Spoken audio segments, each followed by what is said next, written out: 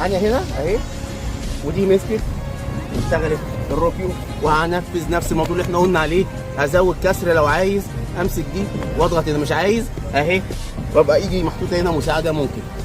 الناحيه الثانيه انا هنا ودي ماسكه، واجي بالشكل ده. هي دي اللي شغاله، ممكن تبقى دي هنا عشان تبقى جاهزه، مش جنبي كده، لازم تبقى لا اما هنا لا اما لقيت انا الوضع ده يبقى احسن لها ان انا في وضع القتال حاطط كسر هنا.